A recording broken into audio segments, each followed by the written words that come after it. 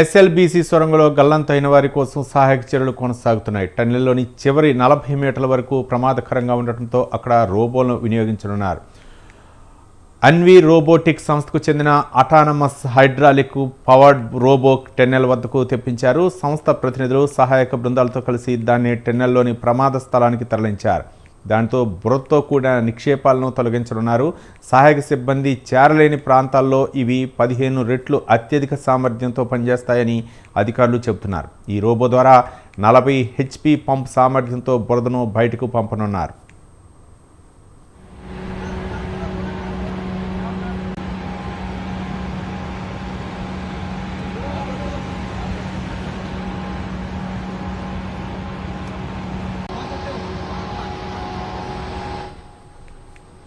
మరోవైపు అధికారుల పర్యవేక్షణలో అనుమానిత ప్రాంతాలైన D1, D2 వద్ద తవ్వకాలు చేపడుతున్నారు. D2 వద్ద కేరళ జాగ్లలో మరోసారి వాసన పసిగట్టడంతో 3 రోజులుగా తవ్వకాలు జరిపారు. ఆ ప్రాంతాల్లో TBMకు సంబంధించిన లోహపు శకలాలు మాత్రమే కనిపించాయి. D1 నుంచి D2 మధ్య TBMకు సంబంధించిన మెటల్ ప్లాట్ఫామ్ ఉంది. దాన్ని కత్తిరించి అక్కడ పేరుకుపోయిన శిథిలాలను తొలగిస్తే గల్లంతైన కార్మికుల ఆచూకీ తొలగే అవకాశం ఉందని అంచనా వచ్చారు. ప్లాట్ఫామ్ క్యాబిన్ను ప్లాస్మా గ్యాస్ కటింగ్ పరికరాలతో కత్తిరించి శిథిలాలను తొలగిస్తున్నారు.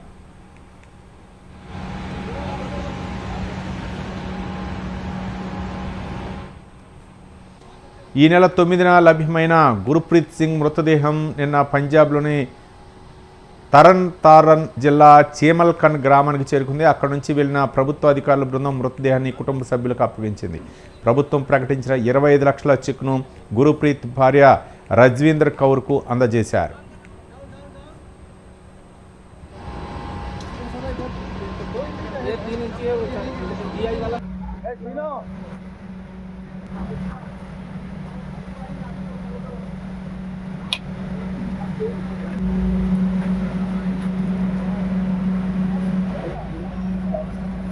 నేను ఎన్వి రోబోటిక్స్ నుంచి I'm the head of AI and robotics. So ఇప్పుడు మీరు చూస్తున్నది ఇది it's a robotic machine that works on the automation. So ఎక్కడైతే మనుషులు వెళ్ళలేరో ఇది ఆ మూమెంట్ అండ్ ఆ పాయింట్లోకి వెళ్ళి ఇది డిక్ చేస్తుంది అనమాట. సో ఇక్కడ మనం చూస్తే there are some dead points అని మనకు చెప్పారు కదా. సో ఎక్కడైతే రిస్కీ ప్లేసెస్ ఏదైతే ఉన్నాయో అక్కడ so without any human intervention మనుషులు వెళ్ళలేని చోట్లో ఇది వెళ్ళి it digs and with the AI integrated అల్గారిథమ్స్ని బేస్ చేసుకొని ఇట్ విల్ అనలైజ్ చేసుకుంటూ ఇట్ డిక్ చేస్తూ వాట్ ఎవర్ అక్కడ స్లడ్జ్ ఏదైతే ఉందో ఆ స్లడ్జ్ అంతా అది ఆటోమేషన్ తోటి ఒక సెక్షన్ సూపర్ సక్కర్స్ తోటి ఇట్ విల్. సో ఈ రోజు వెళ్తున్న రోబోట్ ఏదైతే ఉందో ఇది స్లడ్జ్ రిమూవ్ చేస్తుంది. మొత్తం దీంట్లో 3 ప్రక్రియలు ఉన్నాయండి. ఒకటి వచ్చేసి స్లడ్జ్ రిమూవ్ చేస్తూ దాని వాక్యూమ్ సక్షన్తో తీసుకొచ్చి కన్వేయర్ బెల్ట్ మీద వేయడం. సో మన దగ్గర ఇండియాలో సూపర్ సక్కర్స్ అని అంటాం. అవి 2 ప్లేసెస్లో ఉన్నాయి. ఒకటి హైదరాబాద్ GHMC, ఇంకోటి ముంబై దగ్గర. అయితే ఆ సూపర్ సక్కర్స్ లోపలికి పట్టవు. సో వీళ్ళు రాత్రికి లాస్ట్ 2 డేస్ నుంచి కొత్త సూపర్ సక్కర్ని కాంపాక్ట్ వర్జన్లో తయారు చేయడం జరిగింది. దానికి మేము అప్రూవల్ ఇచ్చేసాము. సో అది కూడా ఈరోజు సాయంత్రానికి లోపలికి వెళ్ళిపోతుంది. సో ఇది ఏదైతే స్లడ్జ్ తవ్వుతూ ఉంటుందో సో దాన్ని వాక్యూమ్ సక్కర్తో దాన్ని తీసుకొని వచ్చి కన్వేయర్ బెల్ట్ మీద వేస్తాం. దాంతోపాటు రెండో ప్రక్రియ వచ్చి ఏదైతే ఆల్రెడీ JCBలతో NDRF కానీ SDRF కానీ ఏవైతే చేస్తున్నాయో వాళ్ళకి కూడా సపోర్ట్ చేసేలాగా ఇంకొక వాక్యూమ్ సక్కర్ని కూడా మేము తయారు చేస్తున్నాము. సో అది కూడా ఈరోజు రాత్రికి మోస్ట్లీ లోపలికి వెళ్ళిపోతుంది. సో దాంతో కూడా వాళ్ళతో అంటే JCBతో చేసే పనులతో పాటు రోబోట్ చేసే పనులను కూడా సో రెండింటిని ప్యారలల్గా దీన్ని ఎంత తొందరగా కుదిరితే అంత తొందరగా నార్మల్ సిచ్యువేషన్కి తీసుకురావడానికి ఆల్ ఇండియా రోబోటిక్స్ అసోసియేషన్ నుంచి state government and central government నుంచి we are doing our best. So ఈ రోజు వెళ్తున్న రోబోట్ ఏదైతే ఉందో ఇది స్లడ్జ్ రిమూవ్ చేస్తుంది. మొత్తం దీంట్లో 3 ప్రక్రియలు ఉన్నాయండి. ఒకటి వచ్చేసి స్లడ్జ్ రిమూవ్ చేస్తూ దాని వాక్యూమ్ సక్షన్తో తీసుకొచ్చి కన్వేయర్ బెల్ట్ మీద వేయడం. సో మన దగ్గర ఇండియాలో సూపర్ సక్కర్స్ అని అంటాం. అవి 2 ప్లేసెస్లో ఉన్నాయి. ఒకటి హైదరాబాద్ GHMC, ఇంకోటి ముంబై దగ్గర. అయితే ఆ సూపర్ సక్కర్స్ లోపలికి పట్టవు. సో వీళ్ళు రాత్రికి లాస్ట్ 2 డేస్ నుంచి ఎస్ఎల్బీసీలో టన్నెల్ పనులపై అక్కడ సహాయక చర్యలు కొనసాగుతున్నాయి. ఒక రోబో యంత్రం ద్వారా అక్కడ కార్మికులు చిక్కున్నటువంటి 7 ఆచూకీ అయితే తెలియటం లేదు. అయితే రోబో సహాయంతో అయితే మాత్రం ఈరోజు అక్కడ సహాయక చర్యలు కొనసాగుతున్నాయి. దీనిపై తాజా సమాచారం మా కరెస్పాండెంట్ ప్రదీప్ ఫోన్ లైన్లో అందిస్తారు. ప్రదీప్. రవి, ఎస్ఎల్బీసీ టన్నెల్లో 20వ రోజు సహాయ చర్యలు అయితే కొనసాగుతున్నాయి. గల్లంతైన వారి కోసం సహాయక చర్యలు అయితే కొనసాగుతున్నాయి. టన్నెల్లోని చివరి 40 మీటర్ల వరకు ప్రమాదకరంగా ఉండటంతో అక్కడ రోబోలను వినియోగిస్తున్నారు. నిన్న అన్వి రోబోటిక్ సంస్థకు చెందిన అటానమస్ హైడ్రాలిక్ పవర్ రోబోను టన్నల్ వద్దకు తెప్పించారు. అయితే సహాయ బృందాలతో కలిసి దాన్ని టన్నల్లోకి ప్రమాద స్థలానికి తరలించారు. దాంతో బురదతో కూడిన నిక్షేపాలను తొలగించున్నారు. సహాయ సిబ్బంది అంటే వెళ్ళలేని పరిస్థితిలో 15 రెట్ల అధిక సామర్థ్యంతో ఇవి పనిచేస్తాయని కూడా అధికారులు చెప్తున్నారు. మరోవైపు 40 మీటర్ల ప్రమాద ప్రాంతానికి రోబోలను తరలించి అక్కడ ఏదైతే సెర్చ్ ఆపరేషన్ కొనసాగిస్తామంటూ కూడా చెప్తున్నటువంటి పరిస్థితి.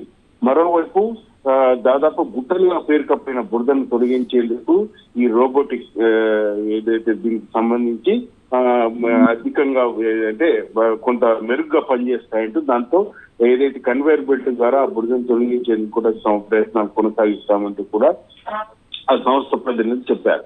మరోవైపు ఏదైతే టన్నల్ లోపల భారీ దుర్వాసన అంటే భయంకరంగా దుర్వాసన వస్తుంది. అక్కడ దుర్వాసన వచ్చిన చోట ఏదైతే D2 ప్రాంతంలో అధికంగా దుర్వాసన రావడంతో D2 ప్రాంతంలో తవ్వకాలు జరుపుతున్నామంటూ కూడా అధికారులు రెస్క్యూ ఆపరేషన్ బృందాలు కూడా చెప్తున్నటువంటి పరిస్థితి.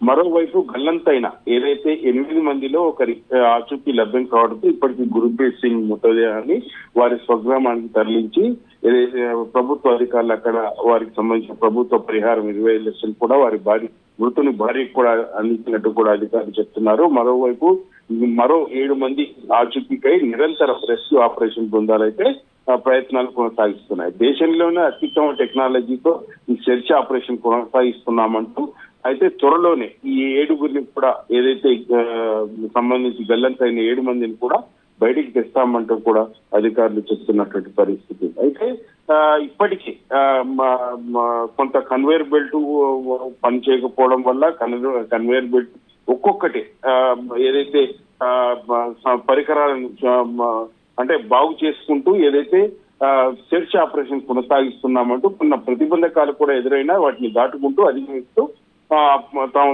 రెస్క్యూ ఆపరేషన్ కొనసాగుతుందని కూడా అధికారులు చెప్తారు. నిన్న కలెక్టర్ ఆధ్వర్యంలో ఏదైతే రెస్క్యూ ఆపరేషన్ బృందం కూడా కొంత సమీక్ష సమావేశం నిర్వహించింది.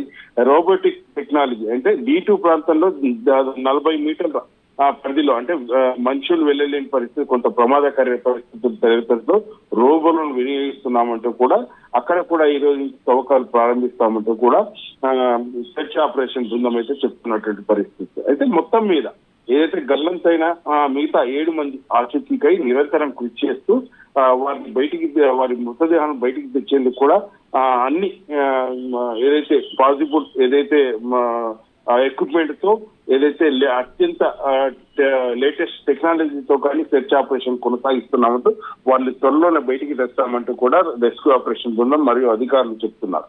అయితే ఇప్పటికీ 7 మంది కుటుంబ సభ్యులు 7 మంది చెందిన ఏదైతే గల్లంతైన 7 మంది కార్మికులకు చెందిన కుటుంబాలు అయితే తీవ్ర మనోవేదకైతే గురవుతున్నాయి. ఏదైతే ఇప్పటి వరకు కూడా తమ వారి జాడ తమకు తెలుపకపోవడం వారిని తమకు అప్పగించకపోవడంపై కూడా బంధువులు కొంత ఆవేదన వ్యక్తం చేస్తున్నారు.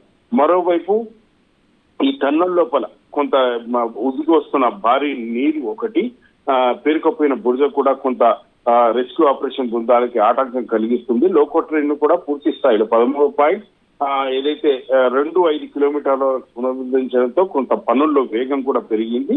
మరోవైపు TPM మిషన్ శకలాలను ప్లాస్మా కట్టర్ థర్మల్ కట్టర్లతో కూడా విడిభాగాలుగా చేసి లోకో ట్రైన్ లో బయటికి పంపిస్తున్నారు. అంటే మొత్తం మీద రెస్క్యూ ఆపరేషన్ బృందం మాత్రం కొంత వేగంగా జరుగుతుందని కూడా మనం చెప్పొచ్చు.